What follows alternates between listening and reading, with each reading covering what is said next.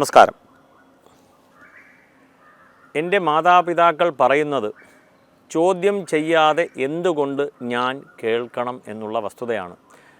പല ക്ലാസ്സുകളിലും ഈ ഒരു ചോദ്യം വരുന്നുണ്ട്, why should I listen to my parents. എങ്ങനെയാണ് ഈ ചോദ്യം തന്നെ രൂപപ്പെട്ടത് എന്നുള്ളതാണ് ഇവിടെ ചിന്തനീയം. കാരണം തീർച്ചയായിട്ടും നാം ചോദ്യം ചോദിക്കണം, ഉത്തരം ലഭിക്കണം. നല്ല ചോദ്യം, റെലവൻറ്റ് ക്വസ്റ്റ്യൻ ആയിരിക്കണം. വിവേക ബുദ്ധിയോടുകൂടി ചോദിക്കേണ്ട കാര്യങ്ങളെ ചോദിച്ച് മനസ്സിലാക്കുക എന്നത് തന്നെയാണ് സനാതന ധർമ്മം നമ്മളെ പഠിപ്പിക്കുന്നത്. കാരണം അത് നമ്മളിലേക്ക് എത്തിച്ചിട്ടുള്ളതും ചോദ്യരൂപേണ ചോദ്യം ഉത്തരം എന്നുള്ള രീതിയിലാണ്. പാർവതി പരമേശ്വരൻ്റെ അടുത്ത് ചോദിക്കുന്നു, ഉത്തരം പരമേശ്വരൻ നൽകുന്നു. ആ ഒരു ഫോർമാറ്റിൽ തന്നെയാണ്. ഇല്ലെങ്കിൽ ലക്ഷ്മി ദേവി വിഷ്ണുവിൻ്റെ അടുത്ത് ചോദിക്കുകയാണ്, വിഷ്ണു ഉത്തരം നൽകുന്നു. ഇല്ലെങ്കിൽ വിഷ്ണു ലക്ഷ്മി ദേവിയോടത്ത് ചോദിക്കുകയാണ്, ലക്ഷ്മി ദേവി ഉത്തരം പറഞ്ഞു കൊടുക്കുകയാണ്. അപ്പോൾ ചോദ്യ ഉത്തര ഒരു ഫോർമാറ്റിൽ തന്നെയാണ് ധർമ്മങ്ങളിൽ ഇല്ലെങ്കിൽ ആ ശാസ്ത്രം നമ്മളെ പറഞ്ഞ് മനസ്സിലാക്കി തന്നിട്ടുള്ളത്. പക്ഷേ ഇവിടെ ഇന്ന് പഠിക്കുന്നതിന് മുന്നേ തന്നെ ചോദ്യങ്ങൾ ചോദിക്കുകയാണ്. അപ്പോൾ അച്ഛനമ്മമാർ പറയുന്നത് എന്താണെന്ന് മനസ്സിലാക്കാതെ എന്തുകൊണ്ട് എന്ന് ചോദിക്കുകയാണ്. ആദ്യമേ തന്നെ പറയട്ടെ, എന്ത് എന്നുള്ളതാണ് വാട്ട്. അതായത് നമ്മളൊരു സബ്ജക്റ്റ്, ഒരു വിഷയം പഠിക്കുന്നു. ആ വിഷയം പഠിച്ച ശേഷം ഫിസിക്സ് ആണ് ഇല്ലെങ്കിൽ കെമിസ്ട്രി ആണ്, അതിൻ്റെ ബേസ് മനസ്സിലാക്കുകയാണ് എന്താണ്. അല്ലെങ്കിൽ നാം ഒരു ഓഫീസിൽ പോകുന്നു, ജോലിക്ക് പോകുന്നു, എന്താണ് ഇവിടുത്തെ രീതി, എന്ത്. അതിന് ശേഷമാണ് എന്ത് കൊണ്ട് എന്നുള്ളതാണ്.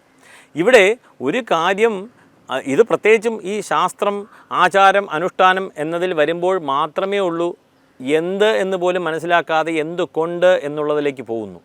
മറ്റുള്ള സബ്ജക്റ്റിൽ എന്തായാലും ഇവർക്കറിയാം എന്ത് എന്ന് മനസ്സിലാക്കാതെ ചോദ്യം ചോദിക്കാൻ പറ്റില്ല. MBBS പഠിക്കുന്നതിന് ആദ്യത്തെ ദിവസം വൈ പാരസെറ്റമോൾ എന്ന് ചോദിച്ച് വരില്ല.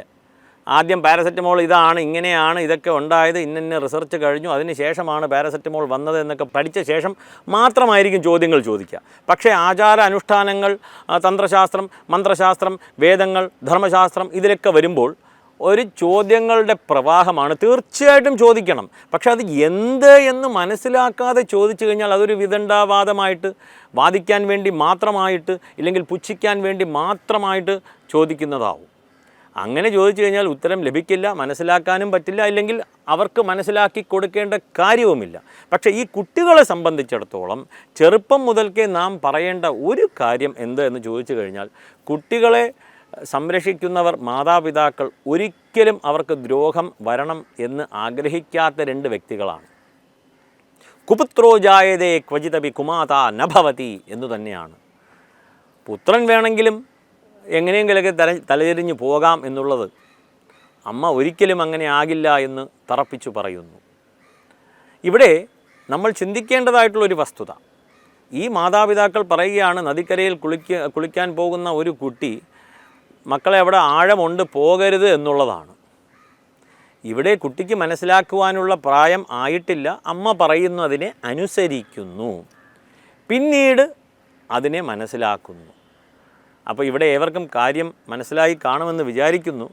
അതായത് ഒരു ചോദ്യം ചോദിക്കുന്നതിന് മുന്നേ തന്നെ ആ വിഷയവുമായിട്ട് ബന്ധപ്പെട്ട് കുറച്ച് കാര്യങ്ങൾ മനസ്സിലാക്കിയ ശേഷമാണ് എന്തുകൊണ്ട് എന്ന് ചോദിച്ചു കഴിഞ്ഞാൽ അതിൻ്റെ ഉത്തരം ലഭിക്കുമ്പോൾ തീർച്ചയായിട്ടും നിങ്ങൾക്കത് മനസ്സിലാക്കുവാൻ കുറച്ചുകൂടി നല്ല ബോധത്തോടു കൂടി വേർതിരിച്ച് അതിലെ നല്ലതും ചീത്തയുമായിട്ടുള്ള കാര്യങ്ങൾ വേർതിരിച്ച് മനസ്സിലാക്കി പിന്നെ അത് വേണോ വേണ്ടയോ എന്ന് തീരുമാനിച്ച് മാറ്റിവെക്കണമെങ്കിൽ മാറ്റിവെക്കാം, തള്ളേണ്ടത് തള്ളുക, കൊള്ളേണ്ടത് കൊള്ളുക, ഏവരും ചെയ്യേണ്ടതാണ്. പക്ഷേ അതൊന്നും മനസ്സിലാക്കാതെയാണ് മുന്നോട്ട് പോകുന്നു എങ്കിൽ നമ്മൾ നല്ലതും കൂടി വേണ്ട എന്ന് വെക്കേണ്ട അവസ്ഥ ഇന്ന് അങ്ങനെ പല വീടുകളിലും സംഭവിക്കുന്നു.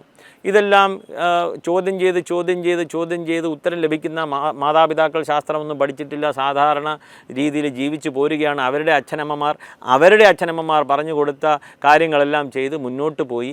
ഇന്നത്തെ തലമുറ ജെൻസി ലെവലിൽ AI ഒക്കെ ഉപയോഗിച്ച് ഒരു ക്വസ്റ്റ്യനൊക്കെ ചോദിച്ച് ഇവർക്കിതൊന്നും അറിയുന്നില്ല. ഉത്തരം ലഭിക്കാതെ വന്നപ്പോൾ ഇതെല്ലാം തന്നെ കൊള്ളത്തില്ല എന്നുള്ള വസ്തുതയിലേക്ക് എത്തി മാതാപിതാക്കളെ വരെ വലിച്ചെറിയുന്ന ഒരു കാലഘട്ടത്തിലേക്ക് കൊണ്ടെത്തിച്ചിട്ടുണ്ട്. ഒരുപക്ഷെ അവർ എന്താണ് ഈ തലമുറ മുഴുവനായിട്ടും ആചരിച്ച് വന്നത്, ഈ ഒരു 5000-8000 വർഷം കൊണ്ട് ഇവിടെ ഭാരതത്തിൽ ഒരു സംസ്കാരം നിലനിന്ന് പോരുകയാണല്ലോ. ഇത് ഒരാളല്ലല്ലോ, രണ്ടാളല്ലല്ലോ, ഒരുപാട് പേർ പല നാട്ടിലും പല രീതിക്കും ആചാരങ്ങൾ കണ്ടുവരുന്നുണ്ടല്ലോ. ഇതെന്താണ് ഈ കൾച്ചർ എന്നുള്ളത് മനസ്സിലാക്കിയ ശേഷം അത് മനസ്സിലാക്കുവാനായി ഒരു ചോദ്യം ചോദിക്കുകയാണെങ്കിൽ തീർച്ചയായിട്ടും അതിനുള്ള ഉത്തരം ലഭിക്കും. അതിനെ നല്ല രീതിക്ക് കാണുവാനുള്ള ഒരു മനസ്സുണ്ടാകും എന്നുള്ള ഒരു വസ്തുത കൂടി ഓർത്താൽ നന്നാകുമായിരുന്നു. നമസ്കാരം.